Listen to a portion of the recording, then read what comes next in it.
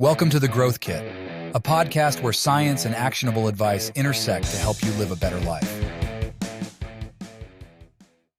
Hey everyone, Brian Conley here, your host for The Growth Kit.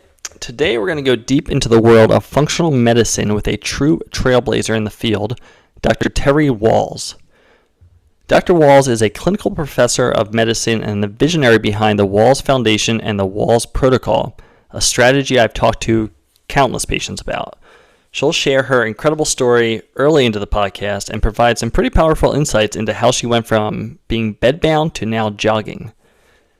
She's also actively recruiting people to participate in clinical trials, so if you have relapsing remitting MS and are willing to be randomized into one of 3 diets, then please go to terrywahls.com/MS study. There are also opportunities to participate in research for an online wellness tool, so if you have been diagnosed with fibromyalgia, long COVID, or cancer-related fatigue, then please check out that site as well. Finally, this is the first podcast where I'm both doing an interview and using my own voice, so this is what I sound like. In the past, I've used text-to-speech to transform the articles from my blog, MindBodyDad, into a podcast.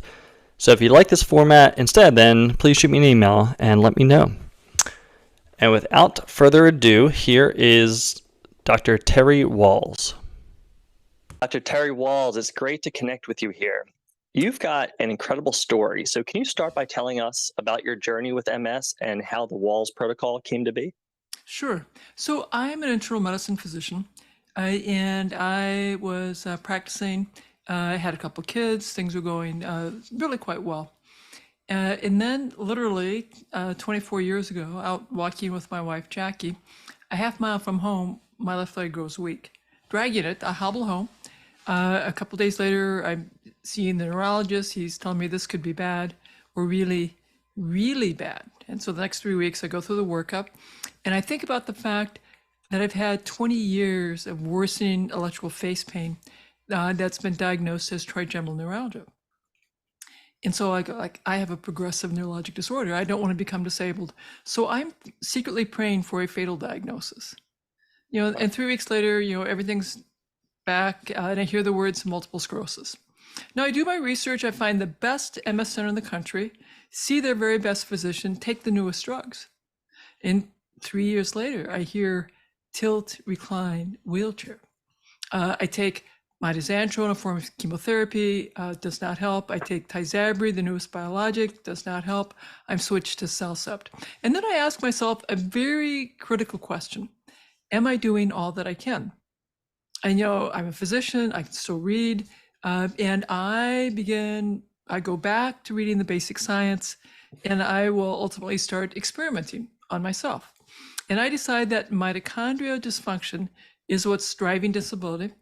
And so I start creating a supplement cocktail. Now, before I'd been a physician, I'd been an athlete. I was a national competitor in full contact free sparring. Gave concussions, had a few myself. And so I had continued to work out, although my workouts had kept getting smaller and smaller and smaller and smaller and very tiny, but when I'm in the tilt recline wheelchair. And I discover the Institute for Functional Medicine. I take their course on neuroprotection. I discover a study using electrical stimulation of muscles in people who are paralyzed, who are never going to walk again. And I convinced my physical therapist to give me a test session. It hurts really bad, but when it's over, I feel great. And we add electrical stimulation of muscles to my little itty bitty tiny workouts. And as I mentioned, I discovered the Institute for Functional Medicine. I took their course on neuroprotection. I now had a much longer list of supplements, which I was happy to add. And then I had this big aha. And Brian, I laugh at myself how long it took to have this aha. Like, what if I redesign the paleo diet that I've already been on for 5 years, based on this long list of supplements? If I figured out where they are in the food supply. So that's more research, but I get that figured out. I have this long list of foods that I now have to stress. I start this new way of eating December 26th of 2007. Now, for your listeners, you should know at that point, it's been years since I could sit up. I'm in a tilt recline wheelchair with my knees higher than my nose. I have another zero gravity chair with my knees higher than my nose, where I staff the resident clinic, seeing patients. They see the patients for me. And I have another one at home. That's how I take my meals. I'm sure my family's very nervous I'm going to choke on what I'm eating. I can't go out to restaurants or movies because I can't sit up anymore. I can take a couple steps with 2 walking sticks. I'm beginning to have brain fog, which is why my boss had told me he was sending me to staff the traumatic brain injury clinic. And I was going to see patients without residence, have to examine them, write the notes. And it's like, there's no way in hell I could do that. And he's forcing my hand to accept medical retirement. I was going to have to start this new job in January. So I start this very, very structured paleo diet, December 26th. January comes after this new clinic. The first 2 weeks, I'm just watching from my tilt recline wheelchair. The third week of January, I have to start examining patients. And so Monday, I examine my patients and I write my notes and I come home and I tell Jack, that wasn't too bad. And honey, could I sit in a regular chair for supper? So I sit in a regular chair for supper and it goes okay. That's, a pretty big deal. And, I go back to work, see my patients. And then on Friday, I come home and I say, honey, I think I can do this. And then, my physical therapist said, Terry, you're definitely getting stronger. Let's have you do your exercises 10 minutes twice a day with the current. And that's 15 twice a day, then 20 minutes twice a day, then half an hour twice a day. And then I start walking with walking sticks at the hospital, stunning my colleagues. Like, they haven't seen me do that in 4 years. And then I start walking with 1 walking stick. And of course, they all think I'm on tizap. I said, no, and I show them my E27 device. And then in April, I'm doing little tiny walks in the neighborhood, just a couple blocks. I tell Jackie, I'd really like to try riding my bike, which I've not done in 6 years. And she says, honey, if things keep going well, maybe in the fall, we could get the bike out. Well, on Mother's Day, I really want to try riding my bike. And that's just 2 weeks later. And we have an emergency family meeting. She tells my 16-year-old, 6'5" son, Zach, you run alongside on the left. And she tells my 13-year-old daughter, Zebby, you run alongside on the right, and she'll follow. And we get in position. Jack gives the all clear signal. I push off and I bike around the block. Now that big 16-year-old boy, he's crying. Zebby's cried. Jackie's cried. And you could tell when I relive that moment, I still have tears come to my eyes, because most of us with a progressive neurologic disease, we cope by letting go of the future and learn to take each day as it unfolds. And I've been taking every day as it unfolded, not knowing what it meant.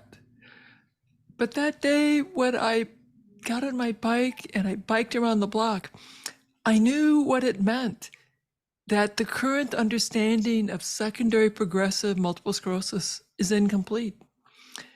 And who knows how much recovery might be possible. And so every day I biked a little bit more. In October, Jackie comes home and says, honey, I've signed you up for the Courage Ride. We're going to go together. It's 18.5 miles. And of course, at that point, the furthest I'd gone was 8 miles. But we did it. I crossed that finish line. And once again, we're all crying. My kids are crying. I'm crying. The crowd is crying, because it really changes fundamentally how I think about disease and health. It changes the way I practice medicine, and it will change the way the type of research that I do. And I've made it my mission now to teach the public that, yes, there's a lot you can do, to teach clinicians to change their practices, and to do the research that is changing the standard of care, to empower people that, yes, there is always stuff that you can do that will make your life better. That's an incredible story, Dr. Terry. The December 26th version of you going from that knees above the chin in that zero gravity tilt in space chair. That's where I see so many of my patients. That is at that moment they come into my clinic as an OT. I'm working with them and telling them there's hope. And for you to exhibit that from December 26th to Mother's Day and then beyond is incredible. You know, it certainly, I was always had the belief there was stuff I could do as an athlete. I knew, they kept telling me to not exercise. I sent myself to physical therapy. I'm like, no, I know you got to keep moving. Because at that point, I believed and I accepted that MS is a progressive disorder, and all I could do was to hope to slow the decline. Recovery never entered my mind until I wrote around the block. It's like, wait a minute, I think recovery is possible. I'd done all that work just to slow my decline because I knew recovery wasn't possible. Now I know better. Good for you. That's incredible. So there's so much to unpack there. So going from not barely being able to feed yourself and barely being able to move and stand up and not being able to stand up to where you are now and that progression from the guinea pig of yourself and unpacking the supplements and the nutrients. Tell us about the diet. Let's start there. Yeah. So I had been a low-fat vegetarian diet person since medical school. Actually, I'd become a vegetarian before medical school. Then during medical school, I embraced the low-fat idea, did that. And interestingly enough, my neurologist introduced me the idea of a paleo diet back in 2002. I'm still walking, although not very well. The next year, I'm not walking. I'm using the tilt recline wheelchair. But it's like, okay, it probably takes a long time to repair all the damage that's happening to my brain and spinal cord. So I was okay with continuing to follow the paleo diet. And then when I decided mitochondria the problem, I added these supplements. Still following the paleo diet, so no gluten, no grain, no legumes, no dairy, meat, and vegetables. And then when I decide I really have to ramp up these particular nutrients, and by that time there were 12 that I was really interested in. Then when I first started doing this, I had the long list of here are the foods I got to be eating. Then when I changed how I practiced medicine, and I wanted to teach my veteran patients how to do this in the 5 minutes that I'd have with them when I was staffing the resident clinic, I need to have an easily teachable, memorable way to teach these concepts. And that's where the 9 cups came from. 3 cups of green leafy vegetables, 3 cups of what I call the sulfur-rich cabbage, onion, mushroom family, and then 3 cups of deeply pigmented, like carrots, beets, berries, peppers, things that have color all the way through. And then I preferred that people ate meat, fish, poultry. I also had committed vegetarians, and I was respectful that I needed to have a vegetarian version, so gluten-free grains and legumes for those folks. And I could teach that in 5 minutes, and I would tell briefly my story in about a minute, and that then we'd have 4 minutes to teach the concepts of 9 cups and say, like, you pick the start date, and next time you come back, let's see how it's going. And so my resident physicians were amazed that I could get these cantankerous veterans to make these really big changes in their diet in less than 5 minutes. They're like, oh my God, they couldn't wait to take me into staff with the patient that they had not been effective for all of their time. And I think it comes down to telling the story and talking about your personal experience. People, they can tell if you're just talking book knowledge or if you're talking personal experience. And so it was very rare I could not get a patient fired up about making improvements to their diet. Now, they may not be ready to do the whole Wahls protocol. And I also said, do the adds first before you do the subtractions. It'll be so much easier. So we talk about the 9 cups of vegetables, plenty of meat. And then the next time when they got that going down, then we go down to, okay, get rid of the sugar, get rid of the gluten, get rid of the dairy, and see how you feel. And do that just as an experiment. And I try to get them to do it as an experiment, ideally for 3 months, but at least for 2 weeks. And depending on the veteran, we sort of negotiate between 2 weeks and 3 months what they fill up to. And often it was super interesting. And I warned them, the first week, you're going to hate me. You think I'm the doctor from hell. You'll have headaches. You'll be irritable. You'll be crabby. You'll be going through withdrawal from the addictive compounds and all that processed foods. And then you'll begin to feel better. And then you'll feel like, okay, I made it 2 weeks. I'm going to go back to my pizza and beer because I really miss it. And then you have the pizza and beer, and wham, your symptoms are back. You feel terrible. And that's when you're like, okay, I think the doc's right. Maybe I really will feel better if I stay with this new way of eating.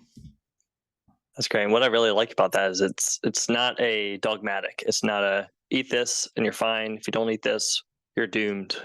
It seems like you really respect that there's not one diet for every person. Right. It's autonomy. If you stress, here's what you add. And I sort of acknowledge if you want to do the Mediterranean diet and that's what you and your family can do, by all means, do that. If you want to do the low-fat diet, yep, you can do that, but be sure to add all of these vegetables. If you want to experiment with taking away foods that are most problematic, the fast foods, processed foods, do that at a pace that you can manage. And if you want the next experiment to take gluten and dairy out, do that. I challenge people and encourage them to be the principal investigator of the most important experiment, which is their life. Pay attention to what makes you feel better. Whenever you have a bad day, look back at the previous 24 hours. What was new? Was it a fight with your spouse?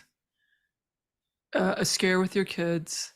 A financial catastrophe at work or at home? Forest fire that was too close, so air quality went bad. A flood in your house. That you ate pizza and beer after not having done that for a long time. So you'll get clues. And if you'll pay attention to those clues and learn, you will keep making progress on your healing journey. So you've been a part of an incredible amount of research with MS and these progressive neuromuscular conditions as it relates to a lot of things, but specifically speaking about diets. What have you found to be the best diets and what are the worst? Yeah. Well, we did something called a network meta-analysis, which is a way to look at all of the randomized studies that used the outcome that you're interested in. So we looked at fatigue, quality of life. We have found 12 diet studies that had been randomized. And then we looked at those outcomes. The process uses something called a standardized mean difference. We're able to show that for reducing fatigue, and all the diets that we looked at were anti-inflammation, ketogenic, fasting, calorie restriction, low fat, Mediterranean, Paleolithic, and ketogenic, and of course, usual diet. And then you look at the mean, the standard difference, and then the 95% confidence interval. And if the 95% confidence interval favors the intervention, then you can say, yes, that intervention is good. It's good for that outcome. If the 95% confidence interval slops over to the control diet, then you can't say as confident that this is a good intervention. In that additional research, larger sample size is probably needed to answer that question. So we're able to say that there were 3 diets that are great, that were very helpful for fatigue: the paleo, Mediterranean, low saturated fat. And the paleo diet had about a 40% larger impact, so greater reduction in fatigue than either Mediterranean or low fat. Wow. Then for improving quality of life, and there's physical health and mental health quality of life. There were just 2 diets that were helpful: Paleolithic and Mediterranean. And in this time, the Paleolithic was twice as effective as Mediterranean. However, always, the standard usual diet is terrible. And we know that in other studies that have looked at ultra processed foods, and those are foods with added sugars, made with white flours to make very tasty cereals, pastas, breads that make up, I believe, 60 to 7% of the calories for children and adults here in America. Diets rich in those foods have higher rates of schizophrenia, anxiety, depression, Parkinson's, Alzheimer's, multiple sclerosis, and worse outcomes. So if the only intervention that people will do is add more food that isn't ultra processed, more of these radical things known as meat, fish, poultry, vegetables, fruit. And then I would also add in not refined cooking fats. So you have the animal fats, and you have cold expressed oils like extra virgin olive oil. Those are healthy.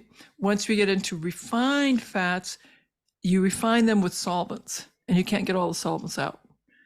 And so those solvents are in your fat, the refined cooking oils, refined corn oil, refined soybean oil, cottonseed oil. So you get some solvents in there that are not so good for us.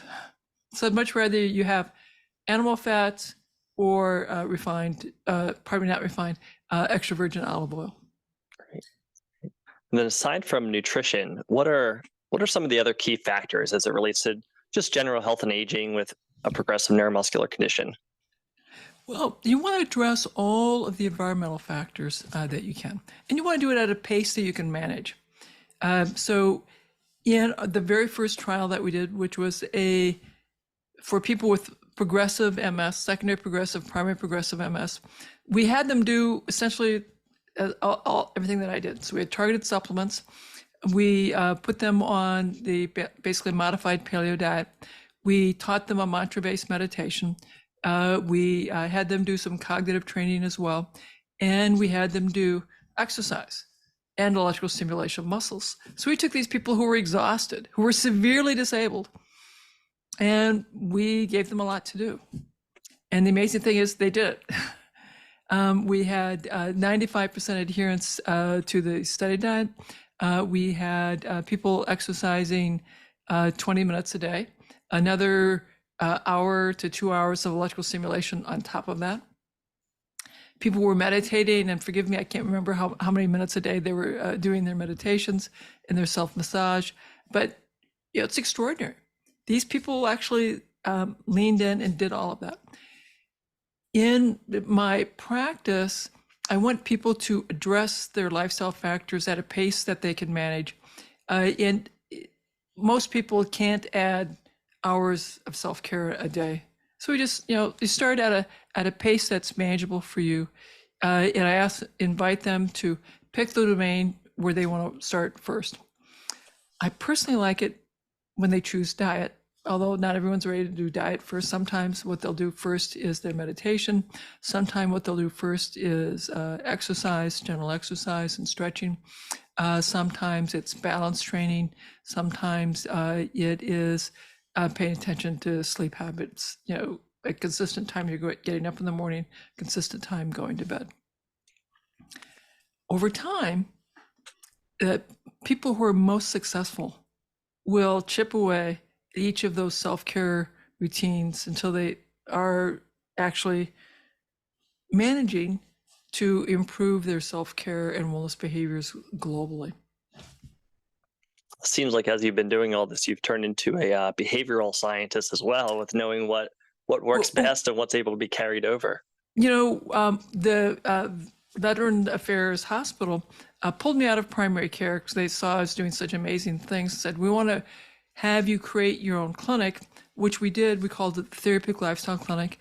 I worked with the health psychologist, with the dietitians, physical therapist, and we had extraordinary success. And I met with my veterans, group visits, and we ended up creating a new behavior change model called the Wahls behavior change model, which incorporated what I learned from my veterans, from my health psychologists, from the dietitians, from the physical therapists, and of course my own healing journey, that you have to honor self-determination. You have to teach people how to be aware, as I said, the principal investigator of their life, teach them about their biosensors. And I got people to love their pain, to realize that pain can be very helpful, to give you feedback. If there's a new pain, a new flare, that's a signal. You can go back and like, okay, what can I learn from that? That's great. And by helping people embrace their symptoms as a biosensor, it changes the relationship to those symptoms. It makes it useful. I tell the story of my trigeminal neuralgia, horrific levels of suffering that I had endured for 27 years. And now I love my trigeminal neuralgia. It is an amazing signal. If my face pain turns on, I can have a conversation with myself and then with my wife to say, what do we think was the trigger? We always have theories.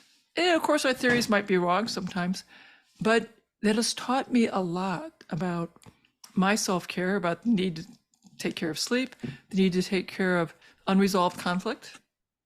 That's a problem. You can't just ignore that.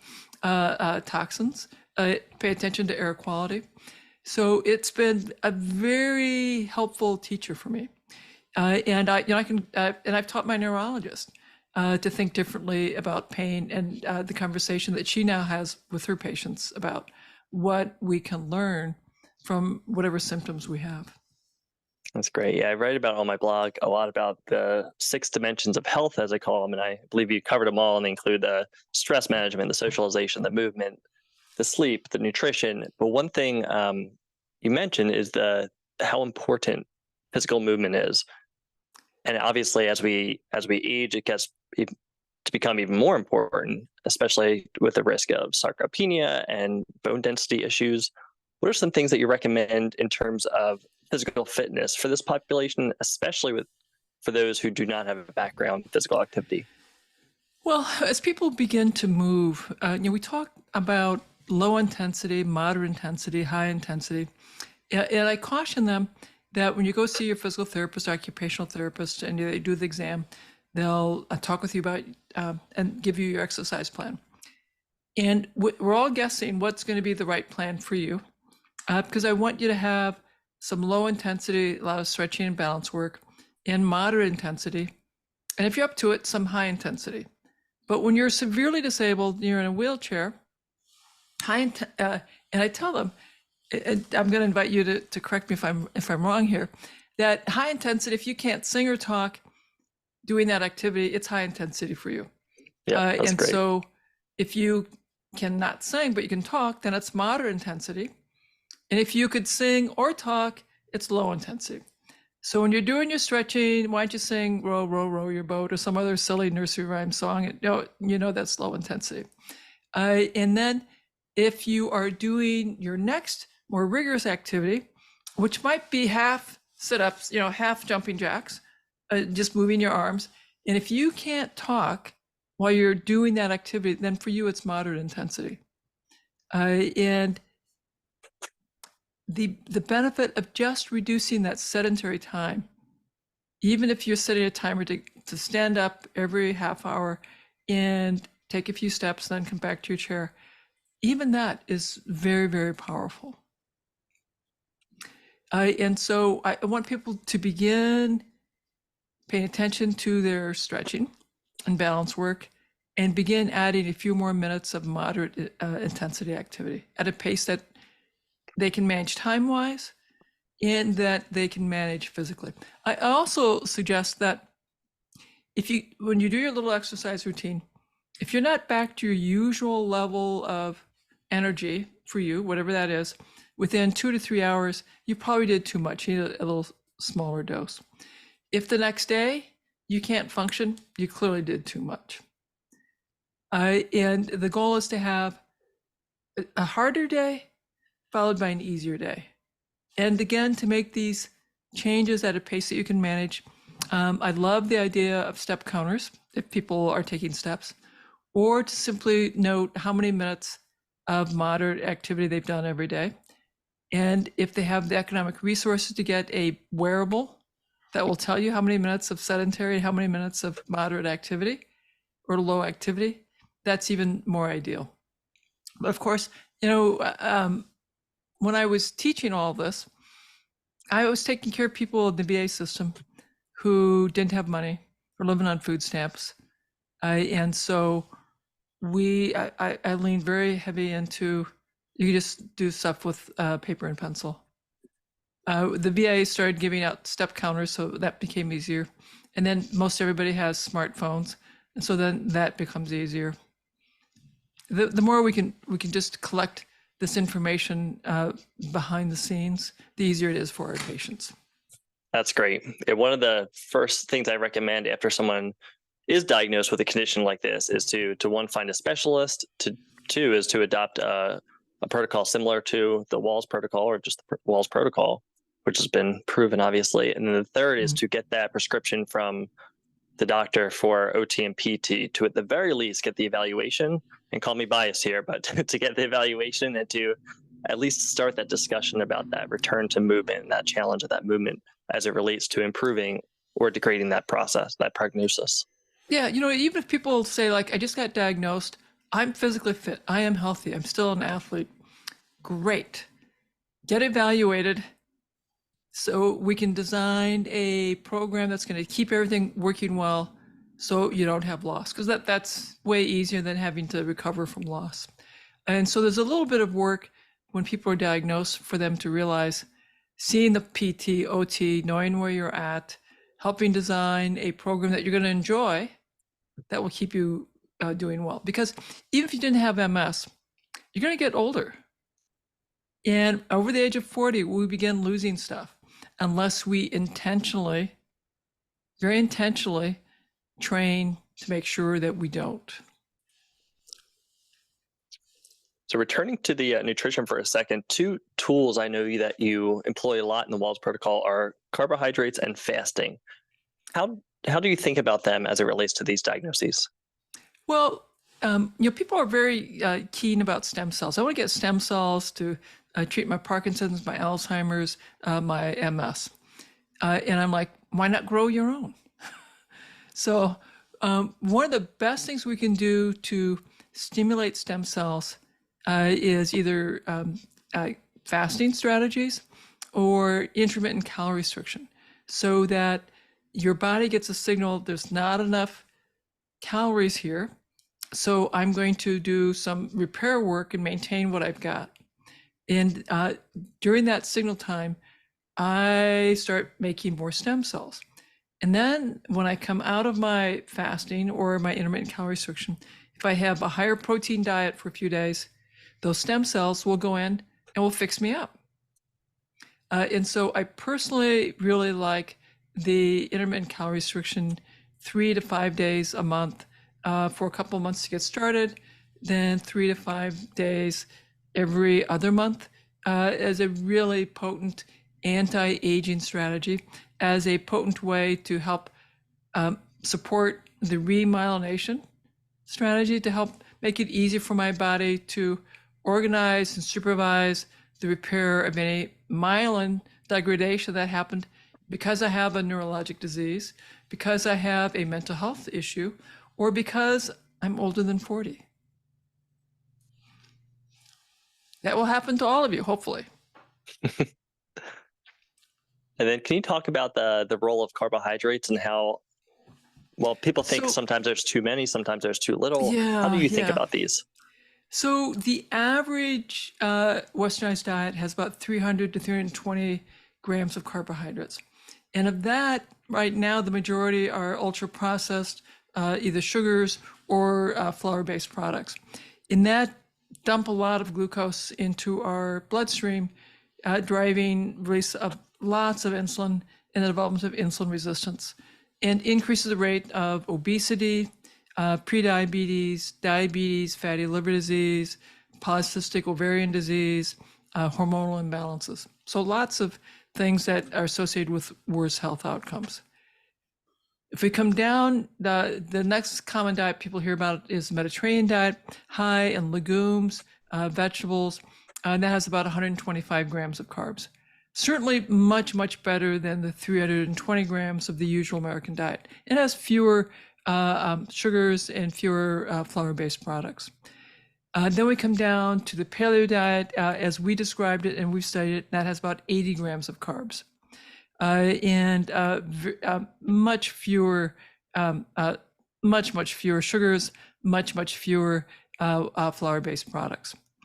Then you come down to a intermittent fasting, and depending on how you do that, on the days that you're fasting, that's going to have considerably fewer carbs.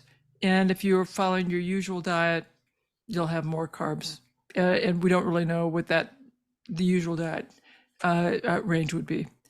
If you do a ketogenic diet, that's about 50 grams of carbs to 30 grams of carbs, depending on which type of ketogenic diet that you're doing.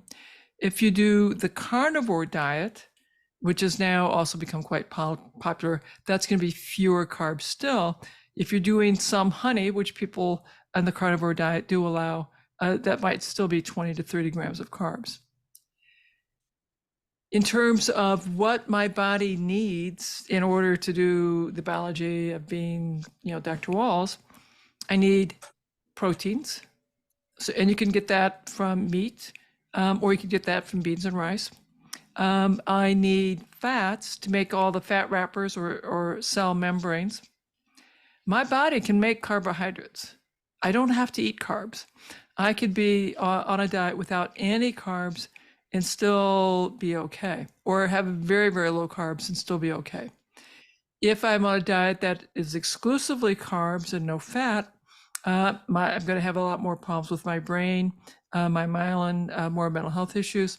If I don't have any protein, then I can't make antibodies. I can't do the biology of life. My immune cells will be compromised, and I'll be having to use my own internal proteins, that is my muscles, to run the biology of life, and I'll have much more rapid sarcopenia.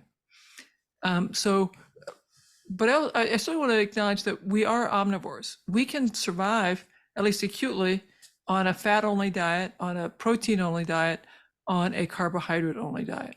And we've had, in the hunter-gatherers, a wide variety of diets ranging from about 80 grams of carbs to 0, because some hunter-gatherers are exclusively meat and animal product consumers. But the average in the hunter-gatherer society is probably 50 to 80 grams.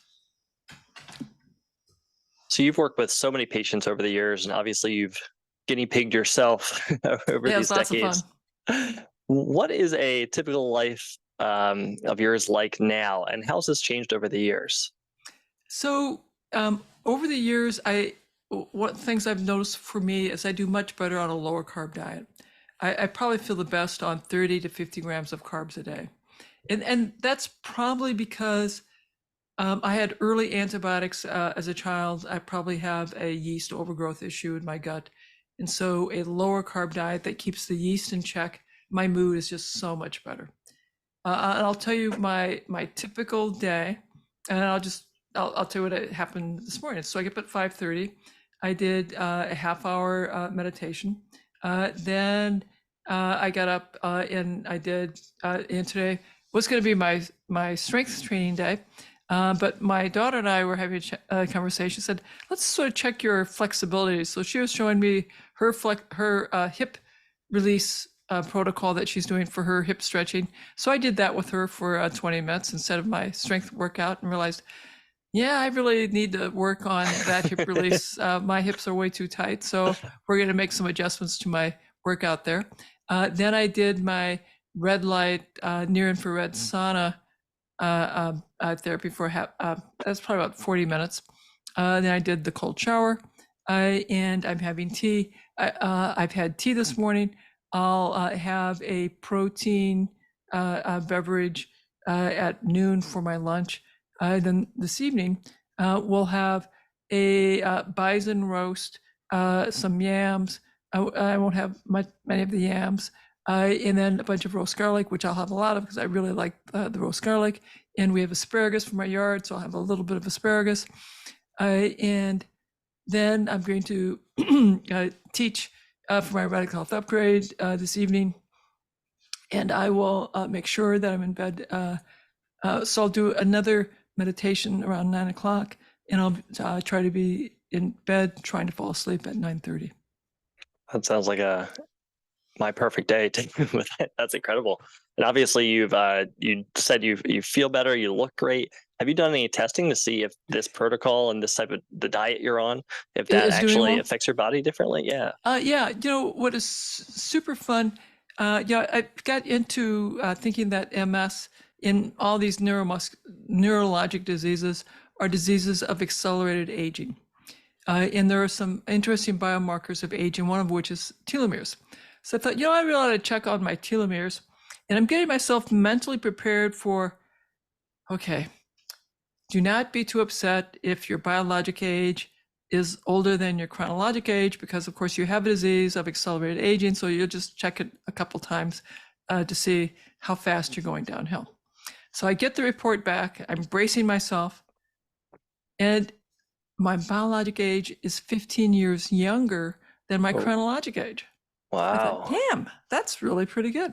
And then, of course, the report was trying to tell me to eat a Mediterranean diet to improve it more thoroughly. I said, okay, no, we're not going to follow your recommendations. I think my recommendations are working pretty well. Brian, the message I want you to convey to all of your followers is that if I can come back from such profound disability, when I had at that time accepted that there was no recovery, and my physicians had told me that there was no recovery, that functions once lost were gone forever. But I asked myself that really important question, am I doing all that I can? And I made sure that I was doing all that I could. And now, when I couldn't sit up, I can hike for hours at the Rocky Mountain National Park at 12,000 feet. I can bike for hours, and I am now jogging on my treadmill. If I can come back, I don't care what your medical team has told you that the recovery is not possible. There are always things that you can do bit by bit to make your life a little bit better. And you too may discover that bit by bit, you're sitting up, you're walking, you're using your hands, you're walking farther. We've seen that time and time again with the people who follow me, who work with us, even people who were wheelchair dependent, who struggled to do their own transfers to the toilet, to their bed, are now walking with their walker. It took them 3 years, but they are so pleased, and I am so proud of them. There's so much that you can do. Well, Dr. Terry Wahls, thank you so much for taking the time to speak with me today. Where can people go to learn more about you and the Wahls protocol? Yeah, so go to terrywahls.com, Terry, Wahls, WAHLS.com. Be sure to sign up for our newsletter so you can hear about the free webinars that we do and the various programs that we offer to teach people how to implement this stuff. Follow me at Dr. Terry Wahls, DrTerrywahls on Instagram. And then on X, it's Terry Wahls. And on Facebook, it's Terry Wahls. And there's a YouTube channel where you get to see some intermittent stuff for me, Terry Wahls, MD. Well, Dr. Terry Wahls, thank you so much. This has been great. Thank you. Thanks for tuning into the Growth Kit podcast. If you enjoyed this episode, please subscribe and leave a review. You can check out my website at MindBodyDad.com and subscribe for more weekly insights sent to your inbox. You can also follow me on Instagram and Twitter at MindBodyDad.